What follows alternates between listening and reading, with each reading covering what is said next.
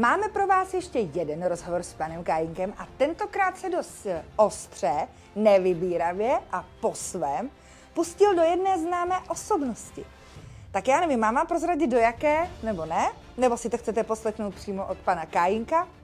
Tak víte co, poslechněte si to od pana Kajínka, ať ho neinterpretuju špatně, do koho se dneska pustil a koho si vzal na paškál. My tady máme teď dva lidi, co se hrají na velké vlastence, Dana Landu a pana Hulku.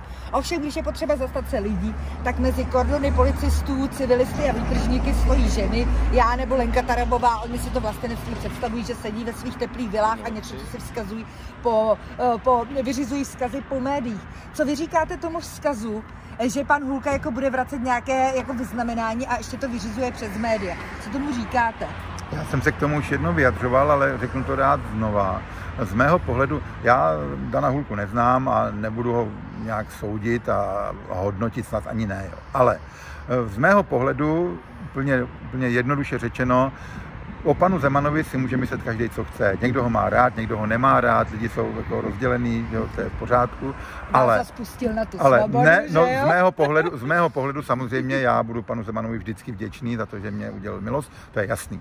Ale i když bychom se s jakýmkoliv mým přítelem, kamarádem neshodli na nějakých názorech, no tak nebudu mu vzkazovat přes média, jako ty seš takovej nebo makovej. Tak když se s ním neshodnu, tak se s ním sejdu a vyříkáme si to mezi sebou, domluvíme se a nemusíme mít stejný názory. Mám mnoho přátel, kteří mají na politiku jiný názor než já, mají na vlastně obecné věci jiný názory než já, ale normálně se spolu bavíme a jsme kamarádi a není to problém, ale to, co předvedl Dan Hulka, tak to mi přijde takový nemužný, nechlapský. Sice hodně lidí mu asi tleská, protože to, co je proti Zemanovi, tak vlastně to je hodno potlesku, ale já to takhle prostě nevidím. Jo. Z mýho pohledu je to takový teatrální gesto, ale samozřejmě zase zastánci pana Hulky řeknou, co já mám vám vykládat, že jsem... Já si myslím, že by bylo užitečnější bojovat za národ na demonstracích a v tomhle se přikláním panu Kajínkovi. Když jsem jednou státní vyznamenání přijal,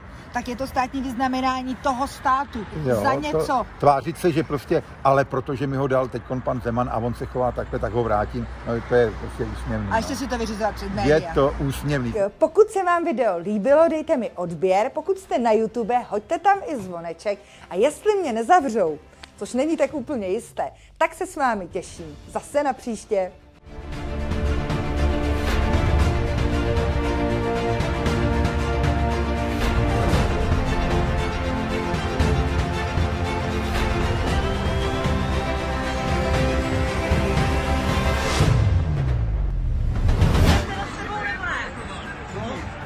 To je policajt, ty vole.